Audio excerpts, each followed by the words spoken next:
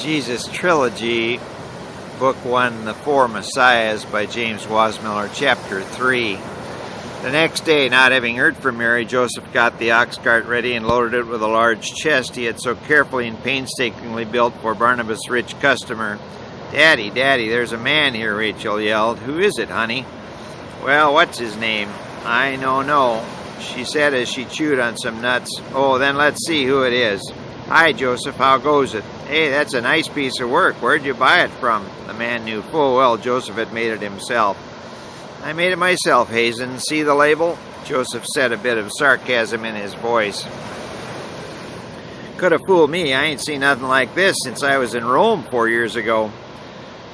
"Are you sure you built this?" Hazen knew he could only push Joseph so far, so he backed off. Okay, I believe you. Anyway, I didn't come all the way up to this godforsaken place to discuss that." Hazen's shop was on the east end of Nazareth, the better part of town. He had a house in the exclusive East Hills district and had come down on horseback. He rode a beautiful Arabian white with a shiny new Roman saddle. No doubt he got it with a kickback from a job for some Roman general. Hazen was a little man, 5'4", with shoes, an accomplished talker. He could talk his way into and out of anything. Hazen wasn't much of a carpenter, Joseph knew, but he had schemed and connived his business into a thriving concern. It was said he was the richest man in Nazareth. 2 men on horseback were waiting by the road. "I hear you're thinking of relocating down south." Joseph had no idea where Hazen had obtained that information, but did not press the point. "I'm doing okay here," he said. "I heard that old Barn has taken you on." "Where'd you hear that?" Joseph was angrier now. He hadn't told a soul. He struggled to maintain his cool. "Oh, I got my sources," Hazen said airily. "I heard Barney was going to give you a good salary and everything." "I like to keep my business private," Joseph said. "Suit yourself. I just thought I'd ask if you wanted to work for me. I'll double whatever old Barn wants to give you, and you'll get a month's vacation."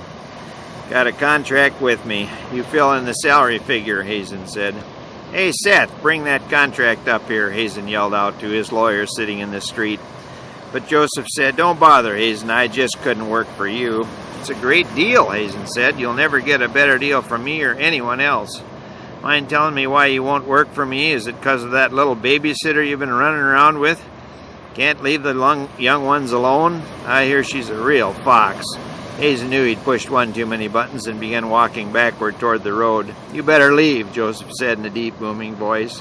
I'm gone, Hazen said as he hastily retreated down the walk. "But think it over," he yelled as he rode off, his lawyer and bodyguard in tow. Joseph picked up Rachel, and her smile immediately melted away his anger. "Who is that little man, Daddy?" Rachel asked. "Just a friend," he replied. Mary wondered what was going on. Her period was late. That hadn't happened for several years. She had developed female characteristics earlier than any of her friends, and her menarche came when she was 10 and a half. She remembered it like yesterday. She spotted a little blood in her panties after going to the bathroom. It scared her to death. Was she going to die? Did she have cancer, or was it something she ate? She didn't tell her mother, though, when she came out of the bathroom, a primitive latrine behind the house.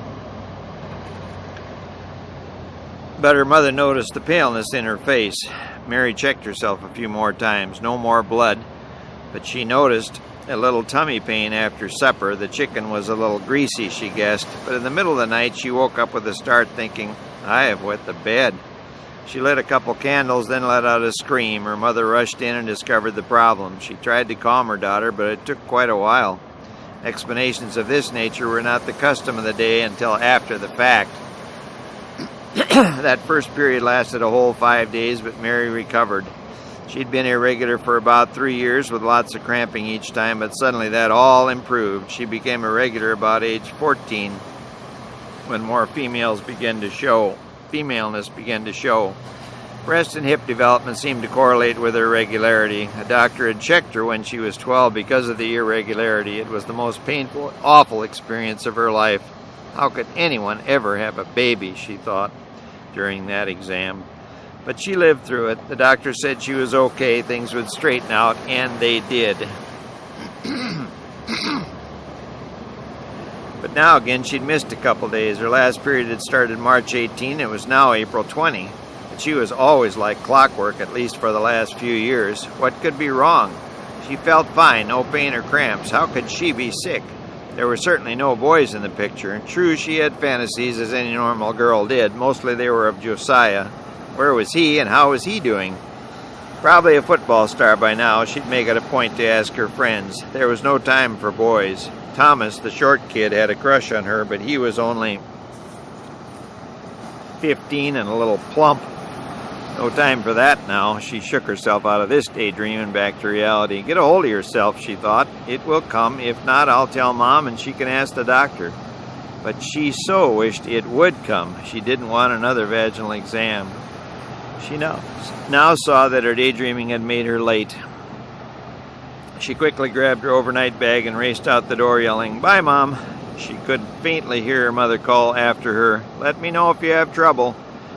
Joseph said goodbye to the kids, waved to Mary, and urged the oxen down the road leading to town. He looked back at Mary. That girl is truly a gift from God, he thought. The road was filled with ruts. It seemed rougher than usual. He wanted to get over to Barnabas' place in South Nazareth before dark. Man, these roads are worse than ever, he observed aloud. Can't they repair this road just a little bit? Then he caught himself. Taxes already are too high. He'd get along. He'd heard of Rome and its beautifully constructed great roads of rock and mortar. The Appian Way, Hazen called it at one of the union meetings. Someday, maybe, Joseph would have a ride on that road. How wonderful that would be.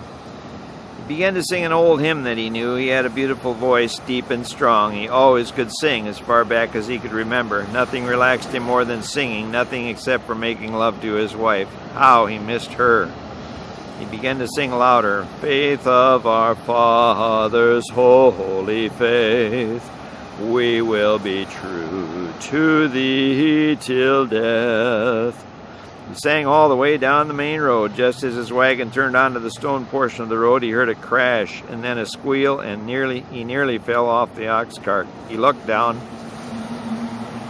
and saw the wheel lying by the cart, axle on the ground, and his precious cargo slowly sliding back downward. He jumped off the cart quickly, grabbed the cabinet, and held it firm just before it fell to the hard stone road.